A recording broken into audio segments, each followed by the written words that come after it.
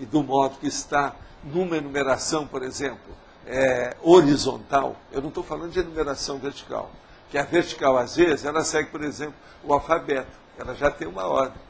Mas agora, nessa horizontal, às vezes, a pessoa tem que saber o que é que está ali. Porque não está seguindo o alfabeto.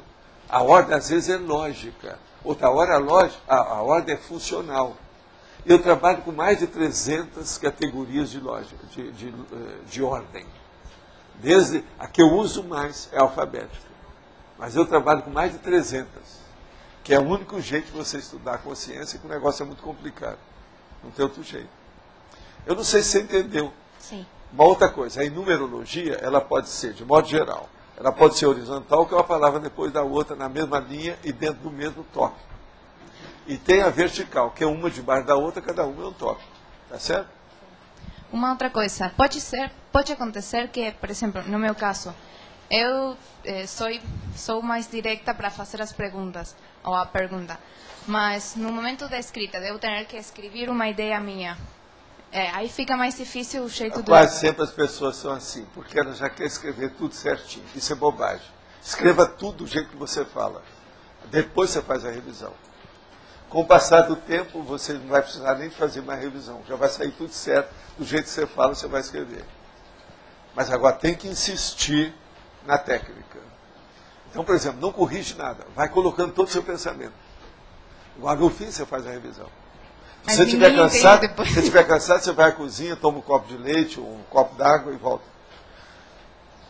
Para ver como é que é. Aí você já vê com outros olhos. A revisão vai ser melhor.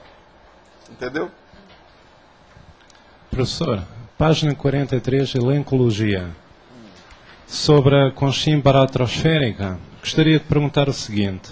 Após determinado desfeito, e sabendo que esse defeito era de intensidade materpensênica, ou seja, vínculo à sua paraprecedência, como é que fica, ou seja, como é que o professor vê a parte pós-somática em relação à paraprecedência dessa consciência, sabendo que todos nós voltamos à nossa paraprecedência? Se você é fiel à sua paraprocedência, através da fidelidade da programação existencial, você volta para aquela paraprocedência e sai até para uma mais avançada. Mas se você falhou, a baratosfera está entre você e a paraprocedência. Então, aí o vínculo do Mater Pensene continua, mas quando há esse desvínculo do Mater Pensene, logo é automático? O Mater Pensene depende se a pessoa tem ou não. Que às vezes ela está pensando que tem e não tem. É aquele negócio do defeito da análise, da abordagem da autoimagem. Ela pensa que é e não é. Não, mas partindo do princípio que é. E há esse esforço... Sai do princípio que é, então você tem que ver qual o resultado do incompletismo da vida dela. Qual foi a incompletude? O incomplexo. O que deu? Como é que é? Então, isso é automático na altura da pós-somática, em termos da paraprecedência, esse reencaminhamento para o outro. Ela chega lá, vai ver que faltou uma parte. Aí eles vão encaminhá-la. Tem um processo do orientador evolutivo que vai dar força para ela. Então essa base extrafísica muda logo, em termos de nível de pensando. Agora aí tem uma série de fatores, né? Precisa de ver. Aí entra aquele processo do antagonismo. Atenuantes e agravantes. Como é que fica? Atenuantes e agravantes. O que é que predomina mais no caso? Entende? Então, tá. Agora, tem que ver depois o desperdício de tempo, desperdício de companhia, os esbanjamentos que a pessoa fez, por exemplo, o recebimento que ela teve, a recepção para a ProEx que ela não aproveitou. Então, esse esbanjamento tudo entra no Então, não é linear esse retorno à paraprocedência pessoal, porque pode haver essa mudança, não é? Esse reencaminhamento, já para não falar na transmigração interplanetária. Não, não é? Uma pessoa porque que está mexendo assim com o ProEx, ela não vai fazer transmigração. Sim, todo mundo que é intermissivista já escapou disso. O nível é outro. Agora, no cenário geral, é assim? No cenário geral, as consréus são capazes de tudo. Pode virar bicho. Bicho que eu estou falando, sub-humano. reações subhumanas. É o que eu chamo da consciência proto-reptiliana. Então ela se arrasta. Quem se arrasta, você já viu.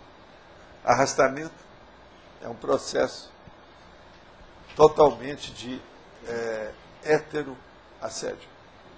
Heteroassedialidade. Interprisão grupocármica, no fundo. Muito pior muito que mais. isso. Uma das ideias que veio assim, em relação a esse verbete foi da profilaxia do burnout. Sim. Burnout é uma coisa hoje suave, que o povo gosta muito, mas não é só isso. É profilaxia também desse medo que o povo tem, como é que chama? É outra símbolo. Hein? Fobia? Não, Não tem mais além desse. Como é que é esse medo clássico? Síndrome do pânico. Síndrome do pânico. Isso tudo aí é superficial. Nós somos superiores a isso. Entende? Mas a pessoa não reconhece isso. Ela joga a toalha. Ela não faz força, ela não reage. Agora, o processo do reerguimento. O que falta é o soerguimento. Tem verbete meu que eu falo desses assuntos. É o soerguimento. Isso é a autossuperação. Às vezes o que falta aí é justamente isso. Tem lógica isso para você? Agora, gente, uma boa parte daquelas perguntas que vocês fazem, eu nem sempre posso responder com mais detalhes, porque são assuntos complexos que abrangem vamos dizer, o micro-universo da consciência de uma maneira muito grande, e a gente não sabe os detalhes para expor com mais detalhes. Então, ficar com chute aqui, eu evito o máximo que eu posso. Acabar com os chutes, tá certo? Então, eu falo aquilo que eu posso, até onde pode, porque nós não podemos generalizar tudo. Tem muito caso que é de per si, é o pontual, é raio laser, é específico, tem que ver, não tem jeito.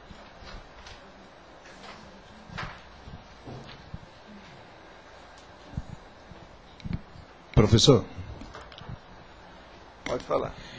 eu tenho realmente a tendência de fazer a apresentação do contexto antes de fazer a pergunta. Isso está dentro da falta de linealidade ou uma questão simplesmente de querer apresentar o panorama para o... Não, esse é seu vício didático. Você sempre foi professor, você se viciou com isso. Entende? Agora, é tipo de engenheiro. Tem muito engenheiro que é assim. Ele faz a pauta mesmo quando não precisa. Ele pauta tudo. Ele é assim? Não, agora vamos perguntar para ela. Ele é desse jeito? Ele pauta tudo, não é isso? Ele é assim? Ele é assim? Ô, Natália, ele é desse jeito? Quer dizer, você é o super pauteiro, chama isso. Super pauteiro. Você pauta tudo. Eu, por exemplo, eu até gostaria de ser assim, mas eu evito de ser. Se eu deixasse muita coisa, eu ia fazer isso. Eu tenho essa tendência. Mas vocês veem que é preciso ter um jogo de cintura para mexer com as ideias. Então, vá direto aos finalmente, ao melhor. E outra coisa, faça a pergunta de maneira concisa, se for possível.